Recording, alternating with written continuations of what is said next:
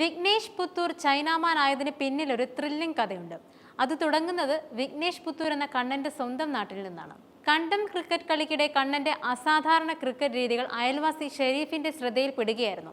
അന്ന് professional cricket കോച്ചിങ്ങിന് പോകാറുണ്ടായിരുന്ന ഷെരീഫ് കൊച്ചി വിഘ്നേഷിന്റെ ബോളിംഗ് രീതിയും ബാറ്റിംഗിലെ പ്രൊഫഷണൽ ടച്ചും ശ്രദ്ധിക്കുകയും അത് തന്റെ കോച്ച് പെരിന്തൽമണ്ണയിലെ വിജയകുമാറിനെ അറിയിക്കുകയും അവനെ കോച്ച് ചെയ്യണമെന്ന് ആവശ്യപ്പെടുകയുമായിരുന്നു.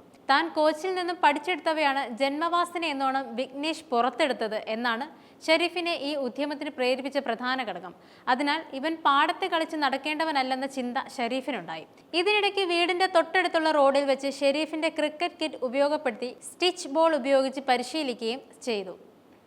ക്രിക്കറ്റ് കിറ്റ് വിഘ്നേഷിന് ഏറെ താല്പര്യമുണ്ടാക്കുന്നതായിരുന്നു. ഇടംകയ്യൻ ഓഫ് സ്പിന്നറാണ് വിഘ്നേഷ് എന്ന് കണ്ട ഷെരീഫ് ലെഗ് സ്പിൻ ചെയ്യാൻ പറയുകയും അത് വിജയകരമായി എറിയുകയും അങ്ങനെ ക്രിക്കറ്റ് ലോകത്തെ തന്നെ അപൂർവമായ ചൈനാമാൻ എന്ന പ്രതിഭയുടെ പിറവിയാവുകയുമായിരുന്നു.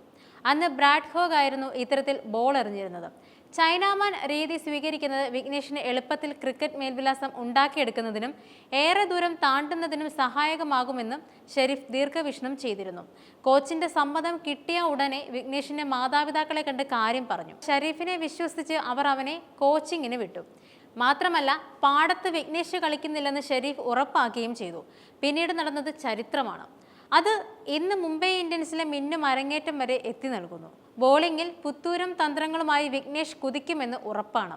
ഷെരീഫ് ആകട്ടെ അണ്ടർ-19 മലപ്പുറം ടീമിൽ കളിച്ചെങ്കിലും പിന്നീട് അതെല്ലാം വിട്ട് മതപഠനത്തിലേക്ക് തിരിയുകയായിരുന്നു.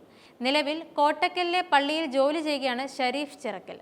വിഘ്നേഷും മാതാപിതാക്കളുമെല്ലാം പ്രതിഭയെ കണ്ടെത്തിയ ക്രെഡിറ്റ് ഷെരീഫിന് നൽകുമ്പോഴും എല്ലാം വിഘ്നേഷിന്റെ കഴിവാണെന്നും താൻ ഒരു പുഷ് നൽകുക മാത്രമാണ് ചെയ്തതെന്നും പറഞ്ഞ് വിനയാന്വിതനാകുന്നു ഷെരീഫ്.